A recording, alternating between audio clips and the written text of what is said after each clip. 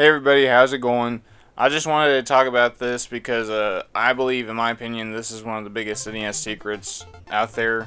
I know for a lot of people, they might think other secrets are pretty big or, more important, like the Konami code and the little cheats that you can use in Mario to get past the warp pipes. So that way you can go to the warp pipe zones and go further in the game, and then, Easter eggs and many other different NES games, but I feel like the multiplayer in Duck Hunt is one of the biggest and most important secrets in NES gaming, and it's one of the lesser known. I feel like one that really not many people know about, and I just kind of want to talk about it because I feel like to me this is, like I said, it's my favorite, but I also believe it's one of the most important and, again, lesser known secrets in the NES game library.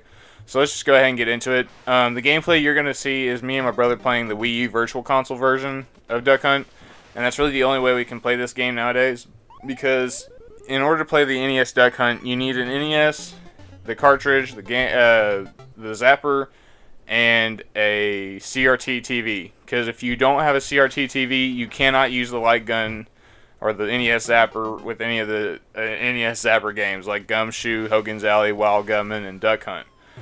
So that means that the Wii U is the only way you can really play it. And even then, that's kind of really hard to do now, because the only way you can get money on a Wii U account is if you have your Nintendo Network ID linked to your Nintendo Switch account and put money on the Switch account so that way you can use it both ways.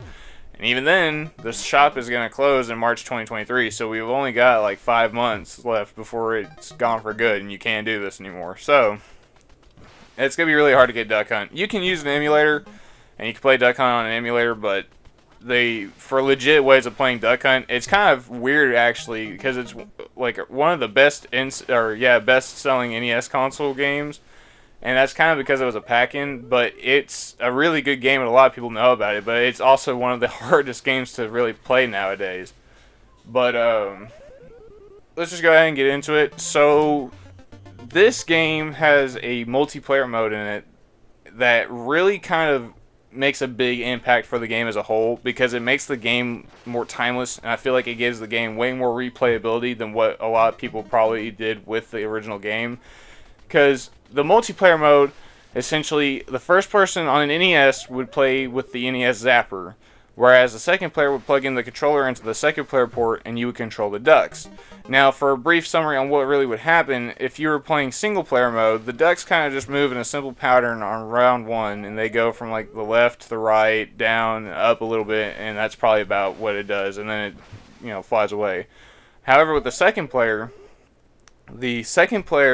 can choose which direction that duck goes, no matter where it is on the screen. However, there's a small amount of time where that duck is like in the grass before it pops up that it still can't be controlled by the player. You have to give it like a few seconds, and then it'll be able to be controlled by the player.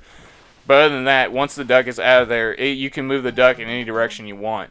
And it's kind of funny because me and my brother were playing it, and we kind of figured out this thing called the death line, which is kind of in between the blue and the grass. And it's the line where you can see the duck, and if you have really quick reflexes, you can shoot the duck, and the second player can't really do anything about it because you can't move at that time. But I thought this was a really cool thing to find out. I found out about it 2010, 2011-ish. I was really young, and I went to my nanny's house, and we had a few cousins that came by, and we would usually play like some of the NES games there. Like we would have Duck Hunt, Dr. Mario, Tetris, Super Mario Bros. I think we had like one more game there too, but I don't remember playing the other one. But basically we would play Duck Hunt for a little bit and then switch off with the other ones and play the other ones a little bit more often. Because Duck Hunt we always thought was, just get a high score, see how many ducks you can shoot, how long you can last, and all that stuff.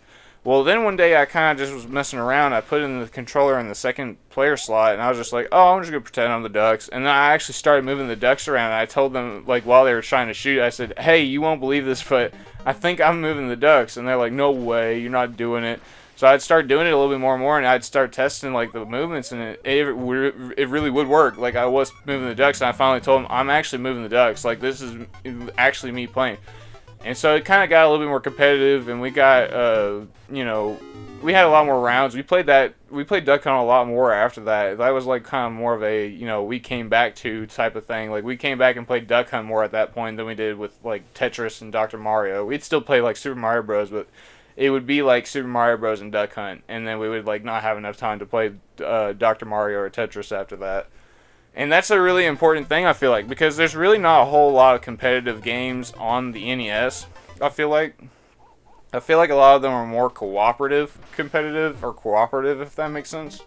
Because you have a lot more games that are like Double Dragon and Ice Climbers or Balloon Fight, where you just try to get to the, last round, or you try to see how far y'all can get. But there is the possibility of, you screwing over your teammate, or you trying to see who lasts longer, or who, is the last man standing. And so, I mean, there's those type of games, but I feel like and we had a fighting game come out for the NES in Japan called Joy Mech Fight, which is essentially Street Fighter on the NES made by Nintendo. But the thing about that, though, is that was only in Japan and it came out on the Famicom. So really, the only real battle mode I think we had on the NES was the Super Mario Bros. 3 battle mode.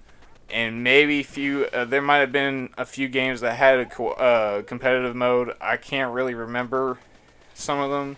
If we did, there might have been like a board game here or there. But I mean, for as far as the legit like original like game with a competitive based multiplayer, we only had a few, which was Super Mario Bros. 3 battle mode, which essentially was Mario Brothers, and then this. And I think that's actually really important because Duck Hunt, I feel like a lot of people played it, and they played it, have fond memories of playing it, but I don't think they really see it as a great game to go back to because there's not a whole lot to do. And I feel like the main problem with that is the reason they don't think there's a whole lot with the game is because they never found out how much of the game is actually not told to you and how much you have to actually go out of your way to find if you didn't know the secret already. Because, I mean, it says one duck, and it's like a light zap game, so who really would think to put a second controller in and just start pressing buttons on the second controller? Not a lot of people would do that. So, that's why I view this as the most important NES game, Secret, because it really opens up an entirely new concept, or it opens up a new perception of a game that we have that not a whole lot of people would really go back to and try unless, you have those that actually did play it back then and have a nostalgia for it.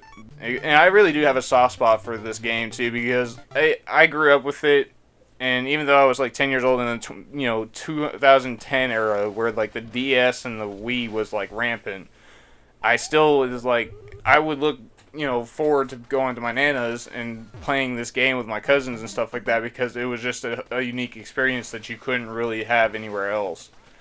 And that's kind of my whole little rant on it. I just really wanted to talk about multiplayer Duck Hunt. I think it's a really amazing concept. I think this is something that's really cool that we don't really see a lot now today. But like I said, I just kind of wanted to rant about it. I really like this game a lot. I would hope that this kind of reaches more ears. But other than that, I'll see y'all later.